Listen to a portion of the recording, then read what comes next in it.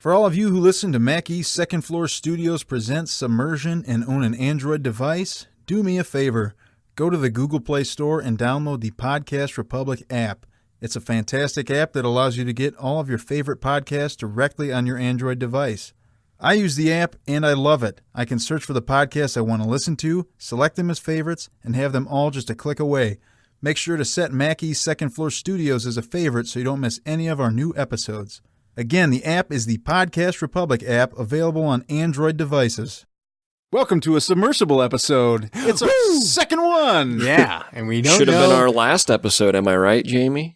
You did not just pull that one. Because it's last resort, or what? Yeah. Is that the joke? Yeah. Oh, I thought you were saying because it was like we're going to be so bad in this episode that it should just be our last one. Works on a lot of different levels, like a lot of things I say. And so we don't know necessarily when this is going to air, so we can't date ourselves. But I do want to tell a little story has no date, or really it exists outside of space and time.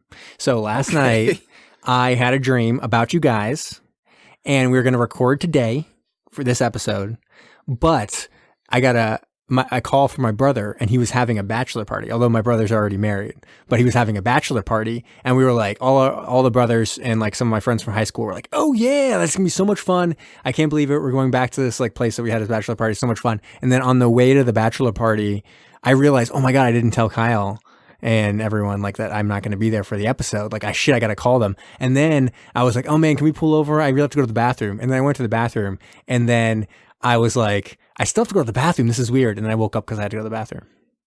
That was it? You didn't like wet the bed or anything no, like that? I don't wet the bed because I'm not a child or a psychopath. Okay. I thought you were going to make them pull over and you had to go to the restroom, and we were all sitting in an outhouse waiting to record the episode with you. That would have been great, but it didn't happen. You weren't there. I just didn't call you, and you probably thought I was an asshole.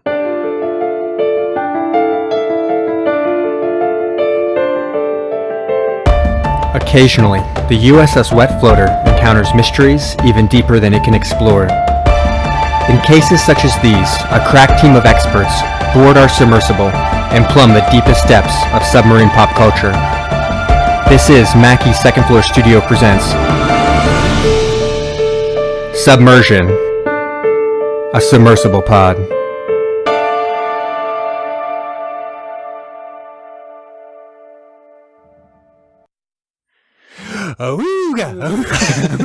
Dive. Yeah, that's right. It's a mini episode, so we don't have time for all that. Yeah, I don't even shit. know. I don't think I did that on the last submersible episode. Yeah, we just gotta keep it going. So, Alex, what did we watch for the submersible episode? So, it was another TV episode. We watched the first episode called Captain from the TV show Last Resort. I guess this came out, I don't know. I think it was called Pilot. No, it was called Captain. And it came out sometime after Trump was president, because they just bashing on Trump the entire time. It aired from September 2012 to January 2013, although it was canceled before 2013. It's canceled in November of 2012. Wow, you really did a lot of research on this thing. I know my last resort. Yeah. Did you watch it when it was actually on TV? No, but I remember it coming out. I remember thinking about watching it. It was kind of at the tail end of my heavy like TV watching days. So I wasn't really watching as much as I used to at this point. Well, you should have watched this. Probably should have, especially since it had Autumn Reeser in it, and she is a beautiful gal. Boom! Look at that. Yeah, I was telling. We'll get into it. Do you know what she's from? I saw it's like the OC. The OC, yeah, she's great. There you go. I recognized her from Always Sunny. Is she in Always Sunny? I just know her from she was OC. in the abortion episode. She was anti-abortion and way back when season 1. Season 1, and she told Mac that she was pregnant, and he's like, "You got to get an abortion." I didn't know that was her. Yeah, that was her. All right. It's also got Andre Braugher. There's no N. Braugher. Yeah. Who is from Brooklyn Nine-Nine. He's like the police captain Brooklyn Nine-Nine. So. And he's on The Wire. He was great on that. And he's Captain Marcus Chaplin in this. Yep. We also got Scott Speedman. That's right. I recognized him from Underworld. Yeah. Is XO Sam Kendall. Daisy Betts is Lieutenant Grace Shepard. I don't know who that is. Autumn Reeser as Kylie Sinclair. And Daniel Lissing as James King. who is an emotional Navy SEAL. Yeah, he was very emotional at the end. But we'll get to that. Robert as we go Patrick through this also film. very recognizable. That's right. Robert Patrick is the Cobb. He's Cobb. Get out of here, Cobb. Yeah. He was annoying. I was getting tired of him, man. Yeah. All right. So We take it easy on him. 40 minutes and he's in for like 5 I know. minutes. You're like, I am sick of that guy. get out of here. He's a Terminator, so gotta be wary of him as well. Mm-hmm. He's a robot. Bruce so, anyways, Davison, also of X-Men fame, I don't know who that played the is. senator. Yeah, the senator. Oh, that's right. Yeah. He's also one of those guys like Willie Fichtner. He's been in a lot of stuff. Yeah, he's and in you a lot kind of of know stuff. him as that guy. Yeah, just like Yep. him. Tim Meadows, he's in this. What? Let's see what would happen. So we open up with straight into the action. There are some Navy SEALs on the coast of Pakistan, and they're getting rescued by our titular sub. And that's not true. It's not titular, but it's a sub. And they surface right underneath the boat they're on. Dude, this was freaking awesome because like the SEALs are radioing, like, we're here, where's the pickup? And they're in this little like inflatable raft, and all of a sudden the sub just like, and they're just like on top of they're it. on top of the sub. Yeah. And so we see inside the sub for the first time, we see all of our favorite characters, Captain, XO, and the lieutenant, who's a woman. Are you serious? Yeah, and everyone's pretty much like, what the fuck? But there's also a whole bunch of women on this. So this kind of takes place, I mean, at this point, I guess women were just starting to be allowed on U.S. subs. And I think this is supposed to take place a little bit in the future where it's pretty normal, and they have all these like things in place for like a very large number of women who are part of the crew at that point. But anyway, we don't have much time to waste because all of a sudden Pakistani warship is bearing down on them. So, we got emergency dive. What's Captain do? He gives the con to LT Shepard. Right. What? People aren't happy about it. No. A couple of people, you get some people bad-mouthing that decision. They're like, did you see what happened? It's just because she is the daughter of the rear admiral. Am I right? And then they see, like, I think the Cobb walks in or Grace walks by them or something like that. And they're like, oh, shit. We totally fucked up. We should have been more quiet. Yeah. And so the Cobb, who's kind of an asshole, doesn't really do anything until Grace, like, confronts him and, like, forces his hand. Well, yeah, because She flashes even her calls dick. yeah. She's like, you see this? For sure, yeah. It's bigger Get than yours, used to it. Cobb. Yep. Get those Cobb jobs out of here. Yeah. So anyway, so we're getting a little bit of some action with that. We also get a little scene with Speedman talking to some of the other woman crewmen to kind of be like, hey, we're just checking in, any kind of sexual harassment going on, and they're kind of laughing at him. But he's like, I'm being serious, guys. Like, you got to tell me if there's like sexual harassment. Just trying to like show how new this concept is of women on submarines. Yep. Anyways, we also get a little taste of that something is weird or off about the SEALs. They seem to be nervous about something, or something seems to have gone awry with whatever mission they were on. They also have a guy who's injured If very got badly, injured, yeah. and he needs to go to a hospital. So they're being real cagey, and the submariners aren't really particularly happy about that either. Yeah, they're like, bro, we just picked you up. Tell us about what's going on. They're like, butt out. Like, shut up! Wow, that was Shut up! You get out of here! Jesus Christ, that's really loud. That's how you yell at your animals, dude. What the heck? That's the SEALs are treating the submariners as animals. Let's see.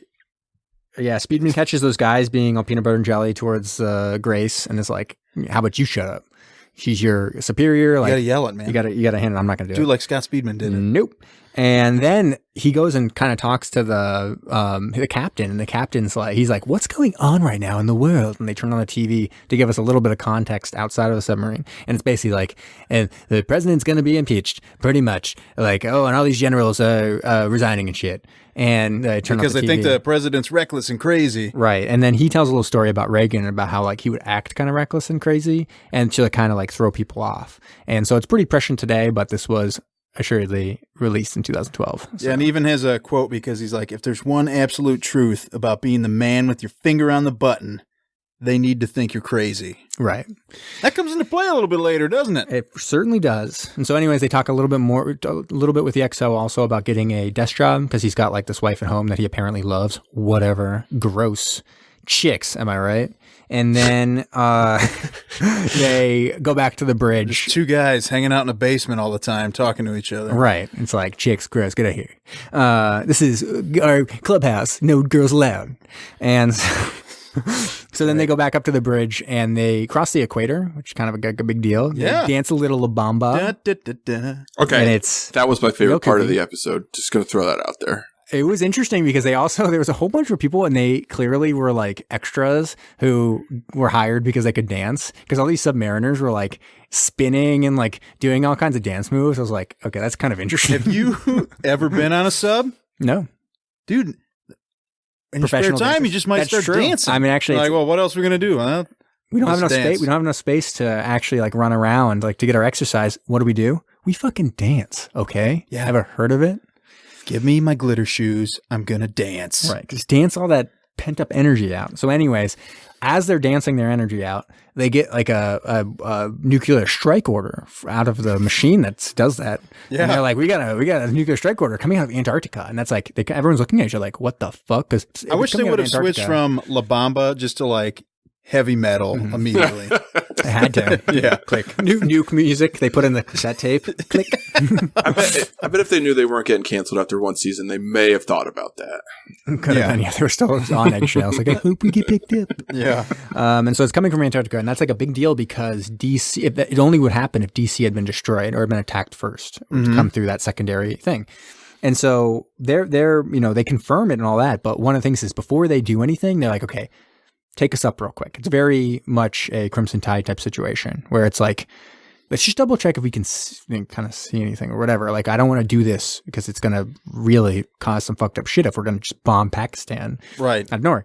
And they go up and Dora the Explorer, Hannah Montana is on TV. And like they're looking at the news channels and there's nothing about any kind of attack in DC, which you would think there would be if you were getting something through these channels. Yeah, so then he calls up National Command. He's like, National Command, the captain. He's like, National Command. He's got a real deep voice. National Command. Why didn't it go through the normal communication channels? Like, please send it through the national communication channels. And it's like the lieutenant deputy of something or other. Right. And he's like, get the president or the Secretary of Defense on the line or whatever. And then wham, we cut on over to the Reeser, the most beautiful, sexy woman that's ever been in television because she looks good, and all she's doing, she's in lingerie, just talking about submarines. Just talking about, I was like, does it get more perfect than this? What's going on? I don't even know. I mean, Autumn Reeser was already beautiful, but now she's like talking submarines and lingerie. Like, what the fuck? 12 inches. Like, literally, what's going on? We do this out of 6 inches, the television episodes, the submersible episodes, but I got to tell you, this is 12 inches. Yeah. Right there. And so you guys disagree? Yeah. What are you saying? I hear Brom laughing. What, you don't like Autumn Reeser all of a sudden? Dude, I loved it. Yeah, I was ready to give this a 9-incher, and then I had 3 extra inches that I got from this, and I was like, "There we go, 12 inches." So she's talking military hardware, but she gets and other kind of hardware too, because she's about to get it on. Oh, then she gets a text, and she's like, "What the fuck?" And she storms out, and he's like, "What the hell, blue balls? Am I right?" Yeah. And she's like, "Get your blue balls. I got like military hardware to deal with." And so she storms out. This is your apartment. Yeah, that's right. And then we cut back over to the sub. Yeah, and they get a call back. Yes, and it doesn't go well for our captain. And so that's the secretary. Now it's the deputy secretary of defense who calls up and is like, "Fuck you! Launch this thing. You gotta what? Do you not have a order?" And he's like, "No, we do have an order." He's like, "Okay, then launch it." And he's like, "No, I wanted to go through normal channels. I want to be on the line with the president or the secretary of defense, like not this like bullshit deputy." And he's like, "Well then, get out of here. Speedman's not the captain. Yes, you've been relieved. Of XO, take the con." Yeah. So he goes up, and he's like, "Okay, now the XO is going to be Grace, and you put the key in the ignition." And then she puts the key into the thing, and he's like, "Please put it through the normal channels." And the SEALs come up all of a sudden too. Yeah. And they're like, "What? I heard we have an order. And they got their guns out. And he's got a launch out. Got guns out, and they're like, "Guns and submarines don't mix."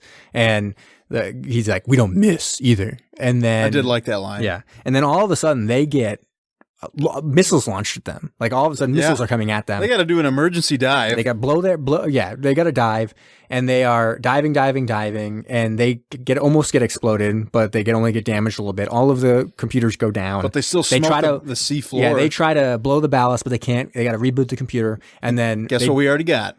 Water in the sub. Yeah, and so they finally get to blow the ballast. It's too late, and they crash into the bottom of the ocean, or the bottom of the ocean floor. Yeah, man. And you're like, shit. It's like some pretty awesome graphics and stuff too. So it's a high quality show and all that. It was very good. Yeah. And So anyways, and they go down, and Speedman helps like rescue some of the injured SEAL or whatever, who ends up, I think, seems to be potentially like the key to understanding exactly what happened or went wrong or whatever. But the main guy, Gil, the main SEAL, ends up getting killed, and he gets like smoked. How's it happen? Oh, because they're bust a nut. Yeah, they literally bust a nut because they're trying to close the thing, but they're too far down. They're like Alex got it. Yeah, they're like what is it, like 3,000 feet lower than they're supposed to be or something like that. I think that's what they said. It was like it's only 1,300, but they're at 1,600 or something. I forget what it said.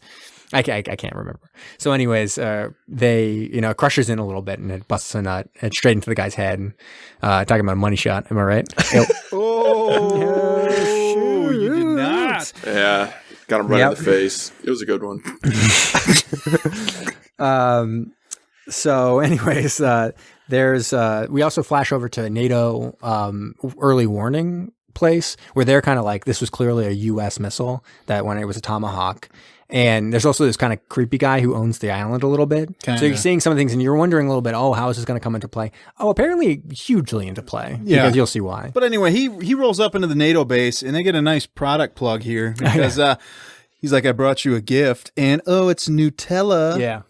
It's like, I got you a gift. You're going to get me a gift. And she's like, I don't know what that means. He's like, you'll figure it out. That sounds real weird. Yeah. And so back on the sub, Speedman's all like, hey, this sub needs help. 12 people died, and they need a captain. And Andre Braugher, in like a similar voice, is like, they have a captain. You. And also, it's like, they're talking about a dick. So like, he's like, you got to pull out your dick. You're the captain. And the guy's like, no, I can't do it. And he's like, guess what? I'm not the only pretty looking dick around here. Pull yours out. It's pretty nice. And everyone's like, yeah, that makes sense. See, you guys are so far away, but when Jamie's saying these things, he's straight into your eyes. Yeah, he's looking right in my eyes. He's smiling. He's just a couple inches away. I really enjoy the joke, no matter how little everyone else does, including our listeners. Yeah, it's more of a metaphor than people realize. We'll live and die by the dick. It's all about the authority you have on the submarine. Mm-hmm. Yeah, Grace could be pulling out her dick. It doesn't matter. She could. Yeah. It's just a thing. She did actually during this episode. Yeah. So anyways, the bro on sonar, he's like, hey, you guys see that was the Illinois who shot that Tomahawk at us? Yeah. He's like, no way, bro. And yes way. Yeah. So half of the people kind of think like it kind of sucks. They're ignoring orders, just kind of like, they're traitors. Like really, they're traitors. It's like a bunch of them. Cobb is pissed. Yeah, Cobb is pissed. There's pretty good. There's pretty good interaction here. Yeah. It cracked me up because Speedman wants to do something that Cobb does not agree with. Right, which is kind of hide a little bit, right? Yeah, like not to surface and like wave a white flag, assuming that the missile hit by the Illinois was a mistake or a result of them ignoring orders. Yeah, as like considered to be traitors. Instead, he's like, we're just going to find somewhere safe to be. And so Cobb's like, he's like, this is stupid. Yeah, and he said, there's a Navy saying the stupid will be punished. And then Scott Speedman says, are you challenging my authority? I'll repeat the question. Do you acknowledge my authority or not? I started laughing because I'm like, you didn't repeat the question. You like reworded it and changed it up a little bit. I'm the captain, bitches. So hold on, baby. Yeah. And then, of course, the captain comes up and is like, I know what happened. We were attacked by a U.S. Ship, right? And everyone's like, yeah, how'd you know? And he's like, because I've got a plan. And they're like, no, you're the captain. And everyone's like, wait, can you do that? Anyways. It did make, because he's like, they did ask him how he knew and just like, I don't know. He just knew. I just knew, man. Yeah, he just knew it. So anyways, we get a little flash to the mainland where it's presumed that Pakistan actually sunk the submarine. In the United States. In the United States, it's presumed that, or that's how it's being reported. And we find out that a bunch of high-level people actually also think that's the case. Because Reeser approaches the rear admiral, who's the father of Grace, and is like, how dare you like sink that sub? It had your daughter on it. Like, and all this equipment that I've been working on. You better... unless you want people to know that you guys ordered that sunk, because I know that there was supposed to be like, it was overthrowing the captain at that moment. I got a text, like, then you better get my equipment onto the next available submarine or else. And she's like, oh shit, you didn't know. And it was actually kind of like, oh, that's pretty good. I like that scene a lot. Yeah. I enjoyed that one. But then all of a sudden it cuts back over to the NATO base where that person who was given the Nutella is having some kind of food gasm while she's eating it. Yeah. Nutella. Yeah. And the submarine, this is when the submarine surfaces, or no, not yet. Yeah. I think this is it. This is when the submarine surfaces at that island as well, right? No. Right around now? Because all of a sudden we see missiles launched.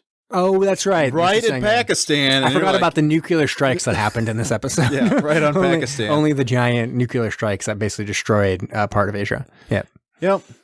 So Pakistan, minor part. In this reality, Pakistan is no more. It has been destroyed by 2 nuclear strikes. It's pretty big, though. It is pretty big. So maybe some places survived. Ooh. So anyways, she's like real sad about that. And it's like basically the world has changed. It's true. The world has changed. Got to give him that. I think Scott Speedman has like kind of a flashback to when he was like, I don't want to go. And she's like, then don't go. We'll run away. And he's like, no, I got to go. And so then he's like thinking like, oh, I probably should have run away. I'm basically doing that anyways, just without my wife. That kind of sucks. Yep. And they surface near that island. The captain comes off and is like, I own this island, bitch. This is a pretty good, like, the visuals were really good here when the sub surfaces. It's cool. I'm almost positive because I watched part of an episode of season 8 finale of Hawaii 5-0 where a submarine surfaces. I'm pretty positive like it's like the same spot because this was filmed in Hawaii. Yeah. I was like, I feel like I've seen this scene before. Yeah. What's a cool scene? Yeah. So anyways, they go up and they own the island now. And the creepy guy is like, I don't like this because I used to own the island. And now these like military people are here. But there's still a lot of strife because they're like calling everyone. They try to call, Grace calls her dad and who's also friends with the captain. And they're trying to communicate, but then everything's kind of shut down. Like in Washington, D.C., his like phone is hung up on and he's like taken into custody. Mm-hmm. And then Speedman tries to call his wife. And they talk for a little bit, but then she's kind of silenced and all the lights go out on the base as well. And they come to find that a bunch of the people have like revolted a little bit of a mutiny. Yeah. They're in contact with the United States, kind of telling them where they are and that they're going to retake the submarine and like not to worry. Yeah. And so Speedman's down there and they're going to shoot Speedman, but then Grace comes and like saves the day. And the cop's like, what the fuck? Well, because she shoots somebody. Yeah. She does kill someone. And Cobb's like, no, I'm the Cobb. Yeah. And he kind of sucks. He like really sucks at this point. Like, yeah, whatever. So come on. I mean, but he is like, I guess the voice of reason when it comes to normal Navy operating procedures. Yeah. Because you'd be like, we got the order, do it. And so anyways, they jump back on the sub because they know things are going to go down. Other than a couple of people, they mentioned that 2 people are missing and that then also one of the Navy SEALs is just getting shit-faced at the bar. So he doesn't get back on the sub either. But they get word that there's bombers coming in within 15 minutes. And they're all the way at this NATO base. And like, we need to get back on the sub. And then they get right back on the sub. They're right on the sub. It would take, because you got to get in the boat, go out there. Probably 6 minutes, 7 minutes. Longer than that. You think so? I think so. Let's time it. Let's do it. Let's get get our submarine. We'll surface. We'll go to the beach and then we'll come back in. Because when they got back in, they were already down. They've probably been drilling it. We talk about drill master generals all day. That's true. So anyways, they call up America and they're like, America, guess what? You're Give me the number to America. Fuck you. And they launch launch a missile and like, that's weird. We just launched a missile to Washington, D.C. And they're like, turn that missile away, man. And they're like, no, because that's weird because you got some bombers coming in. They better turn around first. And so then the missile's kind of going and they're like playing chicken. And eventually he's like, well, we just got to detonate it.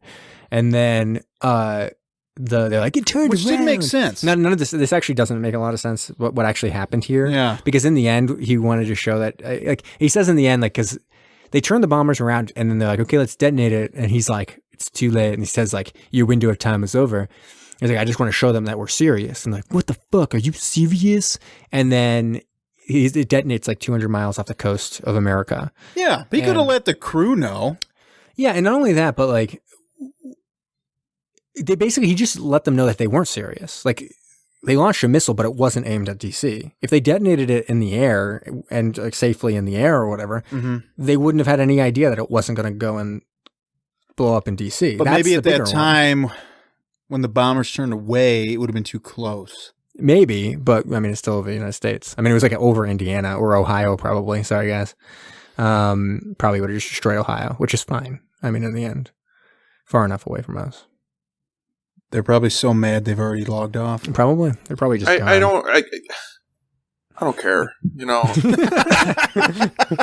I didn't have a problem with that part of the scene because it's just weird. Like, why was he going to detonate it in the air? Well, I thought it was funny how he started counting down and he just went 3, 2, and then stopped. Like it was a pretty quick 3 count he was doing there. But I guess the thing is like they're like, okay, they're not going to turn them around. I guess we just have to detonate them in the air.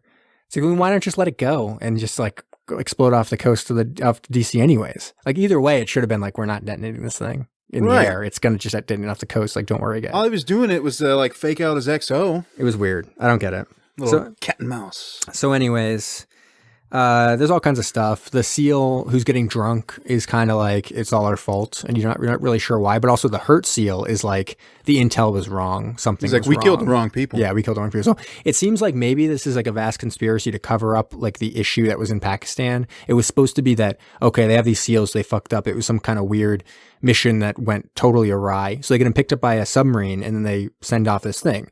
Then when the submarine was going to launch a missile, they were going to shoot at the submarine and say they were traitors. Like, don't worry about it. Not a world war.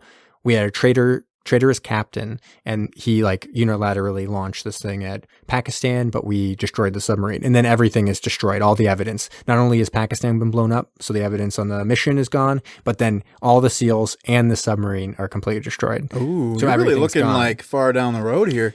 So that's what I presume is happening. It's some kind of vast conspiracy, but now it's all screwed up because, and then they still had to like blow up Pakistan to make them out to be like traitors instead. That they actually, that they were actually attacked.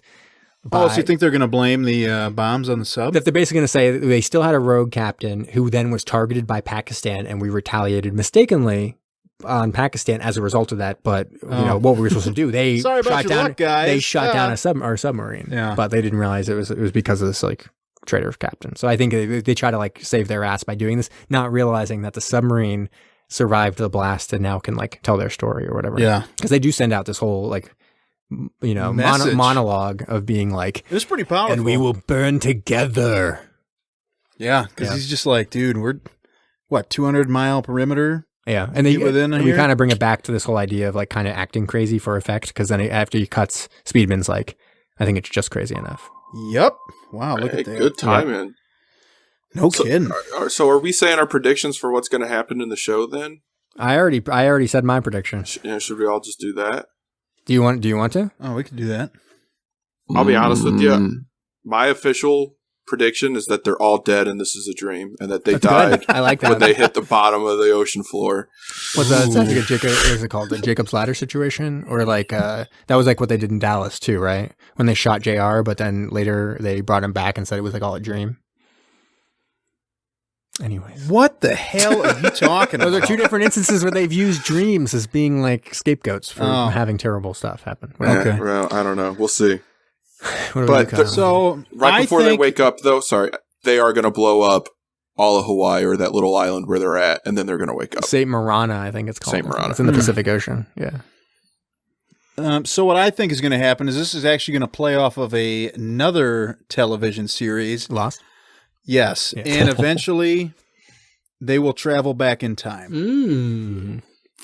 And the guy who runs the island will be a shapeshifter. That actually is a pretty good show if you think about it. That's good. I like that. Like if you had one where a submarine, advanced nuclear submarine, goes back in time and is like in the middle of there's a movie giant battle. I know that's I know the one that goes it's like through the last wormhole. detail or something. Something. We need to find that one. The last battle. I don't know. It sounds hilarious, but I've never seen it. So, Brom, you got a prediction? It's actually going to play into my review. I actually watched a few more episodes of this show. You monster! Yeah, what an asshole. Get out of here. I didn't know we were going to review every episode of it. And so back to back to back, we should just record all these submersible episodes. Next, what do you got, 5 hours? Yeah, there is still some submarine stuff in episodes 2 and 3. Good. I mean, I would hope so. I would be very disappointed if they just use the submarine as kind of like this huge pilot thing, and then we're like, forget it. I mean, it's not like Lost where the ship blows up. I mean, the plane blows up. So like, right. They're not I'll make have a prediction that I think that the submarine will get sabotaged, though, and they'll have to sort of scramble to find another way to sort of swing their weight around without getting just executed outright. Operation Petticoat situation. Very nice. Got to start, scrapping everybody's crap from the island. All right. So last time we did out of 6 inches, because these are, half as good as movies, or at least you can't really get much past like a TV movie for like an episode of television or whatever. So 1 to 6 inches. What do we got, guys? I'll start off here. So the visuals on the show are amazing. I agree. They jumped straight into the action. We didn't have to wait for anything. Yep. What do we have? Let's just count them off. We had water in the submarine. We had a mutiny. We did. Was there a wrench anywhere? Did anyone see a wrench? I mean, there was wrenches being thrown into many plans, but not like physical wrenches. I didn't see a wrench. They might have a wrench to pop that nut back into place, though. That's true. They probably did, and we just didn't see it. Yeah. And they'll probably have a seaman that is terrible with the wrench and can't get the nut back on. That's probably spent like a whole episode. That'd be really funny. And then, did we see any fire? No, I was looking. There was a bunch of like electrical sparks and stuff. I'm like, oh, something catch fire. They did say like a bird in the air at one point when they shot off the missile. We had a bird in the air, but we didn't see any fish in the water. No fish or eels. Yeah, but we had a lot of stuff that I really enjoy, and it was very fast paced. Yes. We also had probably the best woman in all of film anywhere, looking real good and talking subs nonstop, straight up, and she designs advanced weaponry for submarines. Yeah, it's like what? What is this? Are you literally the perfect woman? Did you hop out of my dreams? Yeah. So, I don't know. It's fun. I really want to see where the heck the series goes, and especially this is episode 1. Yeah. Well, I mean, sometimes they try to go big with a pilot. I remember watching the Lost pilot and being like, "This is one of the best things I've ever seen." Yeah. So for me, there are some things that I thought were kind of weird, but 5.9 out of 6. Nice. I'm going to come in just a little bit lower than you. I do think it's very good. A very, very solid entry. I'm not sure I love the way they went at the end to try to put them on land, especially just like on Hawaii, which is a pretty standard filming location. Think about like, Hawaii 5-0 of Scott Conn fame and all that. Like it, that's filmed there. Lost was filmed there. It got a burgeoning filming, thing. So they kind of just put it on land, so they didn't have to deal with the submarine as much. So I didn't really love that. They're just like, now we live on this island. It's like, okay, well, that's not exactly why I was like tuning into your show or whatever. So in the end, I'm going to give it a 5. It had a lot of what I was looking for. I thought it was really good. I thought it was really interesting. And I think I'm in for the conspiracy to try to figure out what's going on the rest of the season. All right. Sweet. Brom, what you got? All right. I enjoyed this episode so much that I had to watch more afterwards. I ended up watching episodes 2 and 3. As Kyle alluded to, I really liked the pacing. I mean, you dropped right into it. Sub action, like it was quicker than most of the movies we've watched in terms of getting to the point, basically, which is surprising. I mean, that's usually the opposite with TV shows, is especially like something like this on American television where they're going to try to draw it out. So this first episode I thought was really interesting. I liked the premise a lot. Unfortunately, I watched episodes 2 and 3 and it was a return to form. Ooh. As it slowed down and drug out, and a lot of drama on the island, not a whole lot of stuff with the subs, not a whole lot of action, not much compelling content to keep me with it, and I actually gave up on it and probably won't watch any more of it. But you're gonna have to watch more of it for these submersible episodes. I might I think I'm gonna be busy that week. I might be sick. Oh, yeah, you're shampooing your hair or something? Something like that. But on the merit of this first episode, which is what this review is about, what this episode's about, I thought it was awesome. I'm going to give it, on an entertainment factor out of 6 here, I'll give it a 5. Solid score. Right. Alex, what'd you got? Okay. It sounds like I'm just beating a dead horse now, because literally when I was watching this, I was excited, right in the action. We saw some cool submarine stuff, hitting the bottom of the ocean floor. I thought good. That was it. Honestly, I thought they were getting ready to die. I had no idea. All they had to do was just crank that computer back up, and there they go. Like, I thought it was going to be like, I thought it was going to get a little bit more intense, but I still liked it. We had never been down there like that with the possibility of coming back up that easily. It was awesome. What are we doing this out of 6 or 7? It doesn't matter. I'm going to give it out of 6. I'm going to give it a 5.69. Wow. For an opening episode, it's really good. For a submarine episode of a show, it's very, very good. And we'll see, these scores will probably drop as the different episodes drop as well into our Who knows? Episodes. So I'm going to do a few trivia here. This is going to be different trivia for different episodes. So it's more of like an overarching trivia for the whole series in the end. Like I'm probably going to split it into being trivia about like different actors and stuff like that for the different episodes and all that. But this is for everything. So this is the USS Colorado. That's the submarine they're on in the show. Mm-hmm. At the time, there was no USS Colorado in the U.S. fleet. In 2012, while the series was airing, the naming ceremony was performed for the submarine SSN 788, and that became the USS Colorado. The keel was laid in 2015. The boat was launched in 2016. So there now is a USS Colorado in the U.S. fleet. Originally, the submarine was supposed to be named the USS Nevada. There actually was already a submarine, SSBN 733, which has been in service since 1986. Wait, for the show, they wanted to have that name? They wanted to use USS Nevada, but that already was a submarine in service since 1986. Oh, and were there some kind of like they probably just rights or something? They probably just didn't want to, or maybe they didn't get consent to use the actual name of the submarine or whatever. So this was filmed in Hawaii, and that's why there's a whole lot of extras and minor actors in the show that are also featured in different Hawaii productions. So you can see like a huge number of extras and stuff were in Godzilla, the 2014 film that Brom hates. Or no, is that Brom? Yeah, that was Brom, right? No, 2014 I haven't even seen it. I haven't even seen it. Who was the one saying that they hated Godzilla?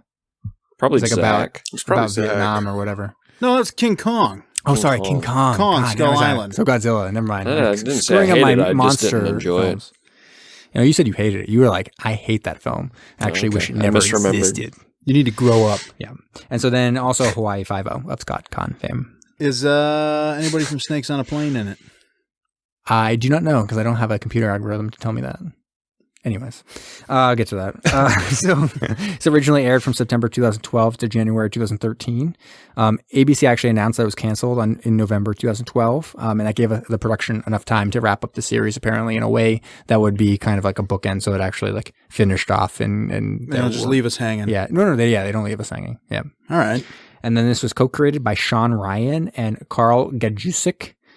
So they are also creators of other major films and television shows. So, which actors from some of those shows and films would have done well in this show?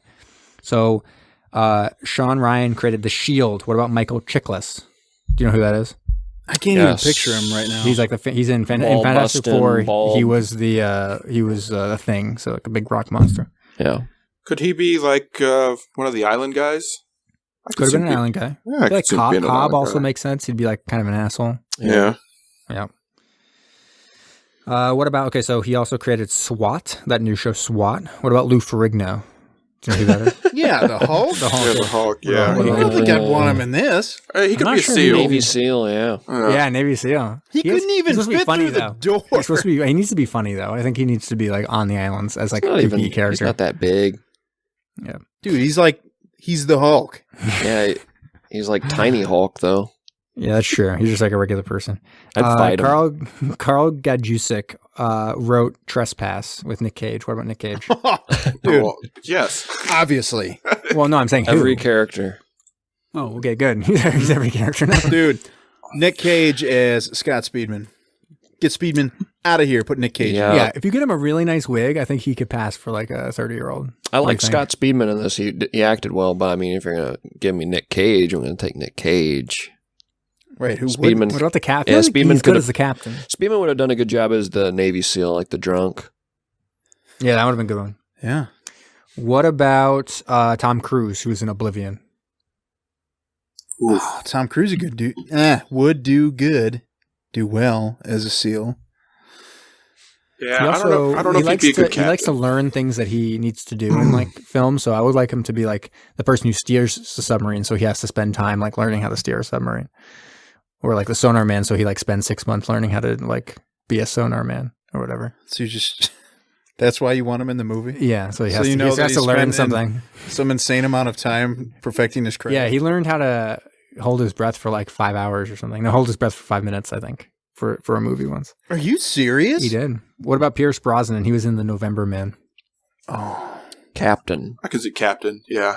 Mm-hmm. I think he also could be one of the conspiratory politicians and stuff. Oh, he would be good at that. Yeah. I just watched the movie The Foreigner with him and Yeah. Jackie Chan. Yeah, quite good. And he was kind of like that role The right movie was there. terrible. I don't even see. I've never seen that. What about Ed Harris? And he was in the Chicago Code because probably I don't know who's in what that show is. I've never Yeah. heard of it. Just throw him in there. Scientists contend we may never know who's actually in that show because the Chicago Code. Sure. Well, I'll clue you in a little bit. Not too big of a spoiler here, but in the second episode, we see the drunk seal's ding-a-ling as he strips down in front So he's of the drunk seal. Lieutenant Perfect. Grace. So yeah, I think he would be who we would want as the drunk seal. He also saves her as well. Does he have to with some gunplay? Does he have to fit through a small area and perhaps needs to put some stuff on him to make him more Yeah, slick maybe a little to bit be of able to do it? grease. I don't know. I didn't say that. wow. Your words, not mine. A little It sexy does sound grease. like that would work. Yeah, maybe.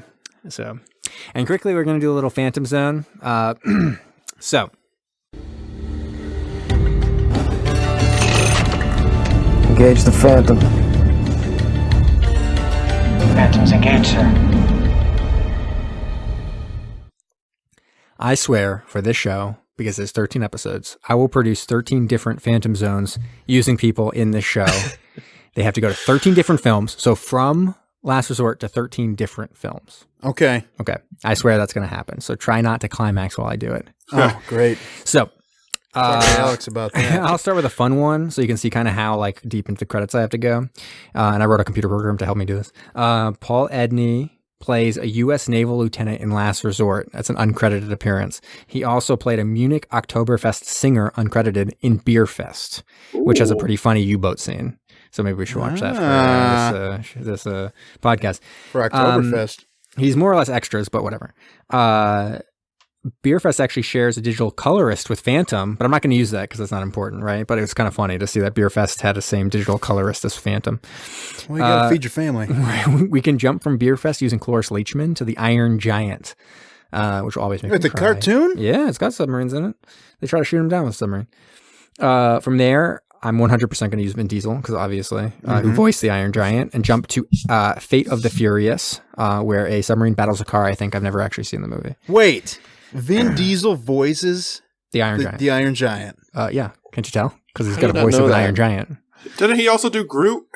Yep. He did also do Groot because he's got a voice that's like his range crazy is out of deep. this world. Yeah. Right, mostly just really deep voiced things. So Statham's in that one. and shit.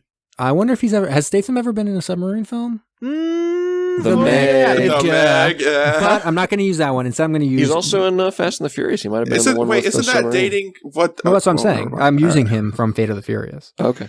But anyways, I'm going to go to Mechanic Resurrection because it's one of the worst things I've ever seen. It's a terrible, terrible movie. But it also has a submarine. Tommy Lee Jones like owns a submarine in it. He's like, get my Seriously? submarine. Oh yeah, for sure.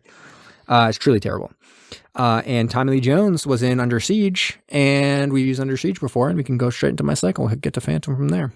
And BD from Beerfest. That's crazy. Wow. So I'm going to do 13 of those. So be prepared, listeners. I still can't believe Vin Diesel's the Iron Giant. He It's is, been the so voice. long since I've seen that.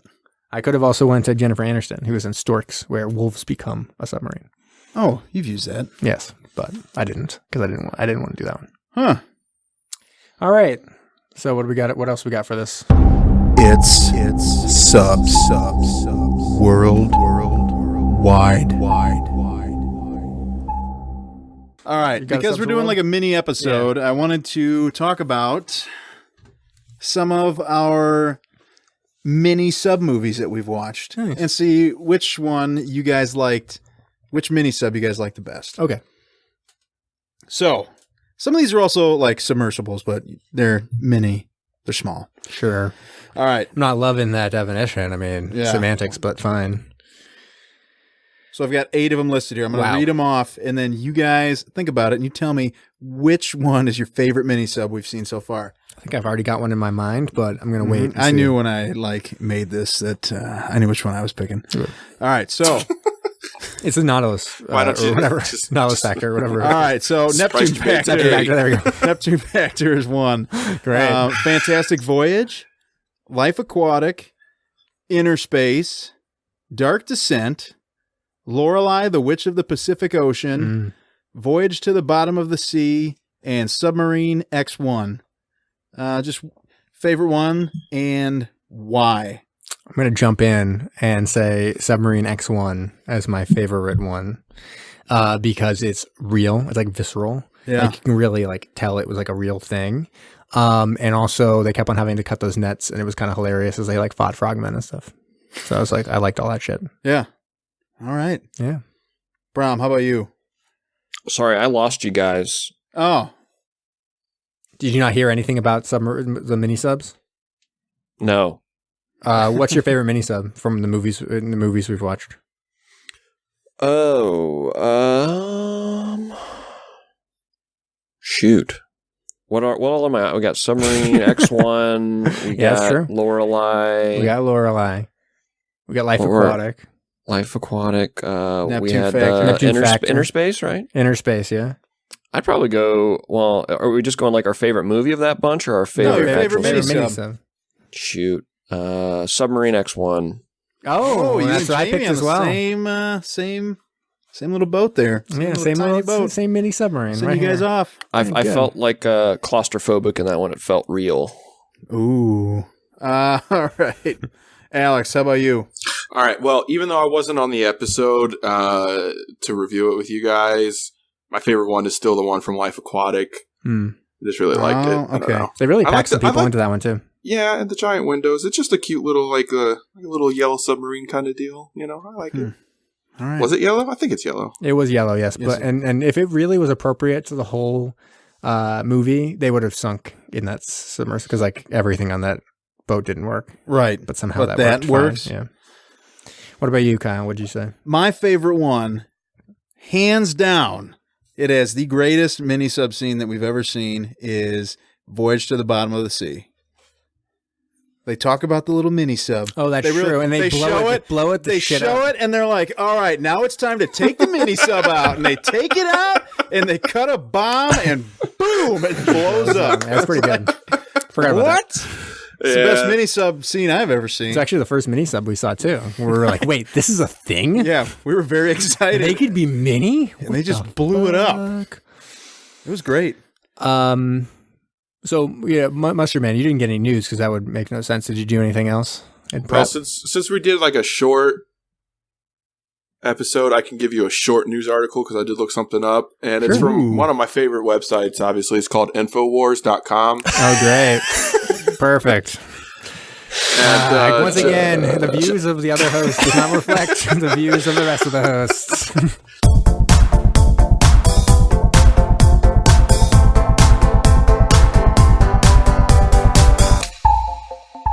You guys think I was actually looking up news?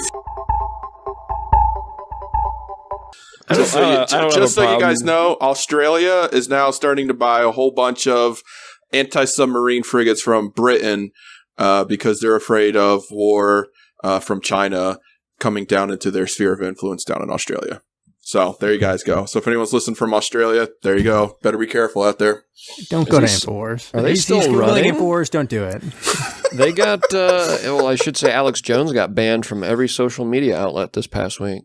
It's true. Other than Twitter, I think, or something. No, they finally got to Twitter because I think, didn't he say something, go grab your weapons because we're fighting for this or something like that? I don't know. We're I think dating they finally this, got and one. we're Yeah. They banned him on Pinterest. I think Great. we were dating this when we were talking about the Meg. Yeah. What do you mean? The Meg is timeless.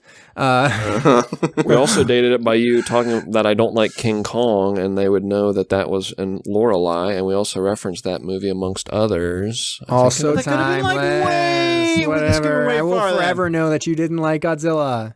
Okay. King Kong. I'm joking. King Kong. Prom, did you have a game for this? I do have my my typical countdown here.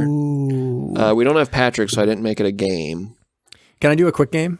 Sure. Since this is last resort and they kind of end up getting like stranded on an island of sorts, if you, and we don't have to all answer, maybe that would take too long, but if you were stranded on a desert island, what submarine film would you take? Probably the best one I've seen so far. Crimson Tide. I would agree, Crimson Tide. Is it just from the ones we've seen this far, or anyone? Anyone. All right, it'll be Hunt for October. Hunt for October. Yeah, it's a good one. Oh, gosh, man. Black And Sea would be my for our runner-up. listeners, Neptune we'll get Factor. there. Kyle, We'll get Neptune there one Factor. No. We got it. If I did Neptune Factor, I would not last on that island You very kill long. yourself pretty quickly. You'd smash your head open with a coconut. I did like Latitude Zero. That's a fun one. It's got a flying lion with its ball It's throwing. crazy, but oh man, what would I take? U571's also super fun. I'll give you a little hint what you take. Phantom. Biggle? I'm taking Phantom. All right, let's get that Phantom's got countdown. everything we want. That's true. It's got a lot. All right. Countdown time. Tube 3 ready to fire, sir. Commence the countdown. 5, 4, 3, 2, 1. Give it to me. This is a very serious countdown. This is an important countdown. I want everyone to pay very close attention. This show we watched, Last Resort, I thought it very well could have been a hidden gem. I had to watch more after I finished it. We'll see. I might give it another shot and finish it out. It's only 13 episodes, but there are some hidden gems out there. These are my recommendations of top 5 shows you need to watch that you probably have not heard of. Okay. All right. So starting with number 5, most of these are streamable, by the way. That's how I found them. Is Detectorists. This is a British television series that debuted in 2014 and stars Mackenzie Crook of the British Office fame. And of the Pirates of the Caribbean film. Yeah, Pirates of the Caribbean, showed up in Game of Thrones, shows up in quite a bit. And again, these are hidden gems. Obviously, there are shows out there. This is not like if you thought about the show and you said, "I wonder if very old people would watch this." That's not this show, right? This show right here, Detectorist, of any of them, is probably the most accessible to older audiences, as this Good. one I'll let Patrick know about that because he's an old person. Okay. Yeah, this one's a little bit more light and eclectic. I describe it as an eclectic comedy that tells the tale of 2 small-town Englishmen who hope to find historical artifacts and a sense of purpose with their metal detectors. Has an 8.6 on IMDb, and I believe is streamable on Netflix still, and is definitely streamable on Amazon Prime. Nice. All right. Number I never 4. thought there'd be a show about people going out metal detecting. Yeah, it's fun. It's fun. I like the girl in it too. Her name's Amy Fionn Edwards. She shows up in like Luther and stuff like that. She's cute. Number 4 is Broadchurch. This is a British crime drama that debuted in 2013 and stars David Tennant and Jodie Whittaker, both of Doctor Who fame. Broadchurch has an 8.4 on IMDb and is streamable on Netflix, and follows the story of the mysterious death and ensuing case of a young boy who was murdered in a picturesque seaside British town. So, and just to ask a quick question. So, if you thought about this and you thought, maybe old people would watch this, what would you say? Yeah, this is one I would recommend to like my mom, who really gets into like Midsummer Murders and stuff like that. Yeah, so okay, I'm telling Patrick about this one. Great. You probably definitely a Patrick one. Number 3, probably not a Patrick one. This is the Barkley Marathons. Oh, I know that one. This one's a film, not a series, but an American documentary that was released in 2014. Has a 7.8 on IMDb, which is also still a very respectable score because movies seem to have like a completely different metric, it seems like, with how people vote for them. Yep. But explores the hilarious yet grueling homebrew marathon through the backwood hills of Tennessee. Gauntlet was created by a folksy mountain man and draws challengers from across the globe that has only ever been conquered by a small handful of people, and it is believed to be the most challenging race in the world. Yeah, it's really, like you don't really know the trail, movie. really. Yeah, it's really funny and so interesting. Is it like a wilderness thing where do you need a compass and stuff? Or? Yeah, kind of. It's all like sorts it's the same. Kind of it's the same trail every year. And it's like 3 loops, but like unless you've done it before and a few times, like a lot of people don't even make the first loop, so you won't even necessarily you won't even necessarily see the whole trail doing it one time. So it's like a few times before people necessarily know where they're going. Because there's no trails through the really night. Like you have to do like 3 halves of the loop, like just during the night if you're going to finish it in time. Yeah, because he has a timer on it. So you're in the pitch black of the mountains. They've had like 1,000 people do it, and only like 10 have actually completed it. No way. Oh yeah. Oh yeah. It's really interesting. Number 2 is The Heavy Water War. This is a Norwegian historical dramatization that was released in 2015 and scored an 8.0 on IMDb. The Heavy Water War chronicles Nazi Germany's quest to build a nuclear bomb and the brave group of young Norwegian saboteurs that infiltrated the laboratories and saved countless millions. Super interesting story, and I bought the book for my dad.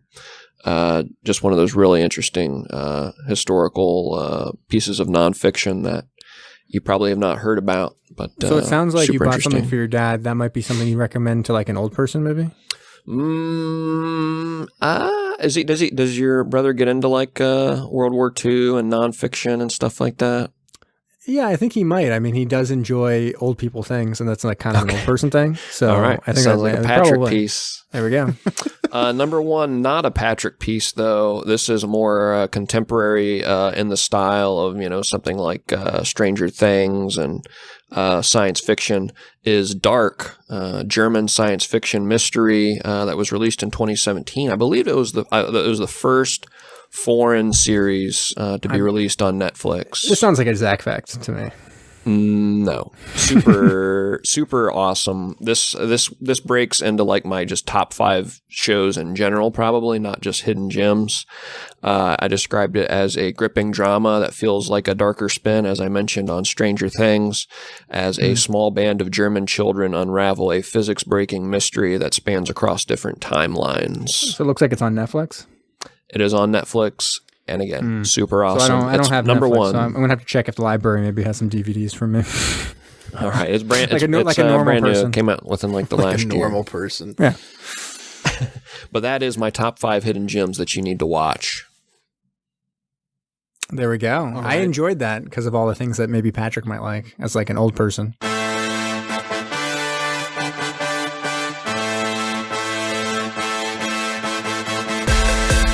Thanks for listening to Submersion. Find us on SoundCloud and follow us on Facebook, Instagram, and Twitter. Can't get enough of us? Don't forget to subscribe for new episodes every Thursday. And if you like what you heard, please go ahead and give us a rating.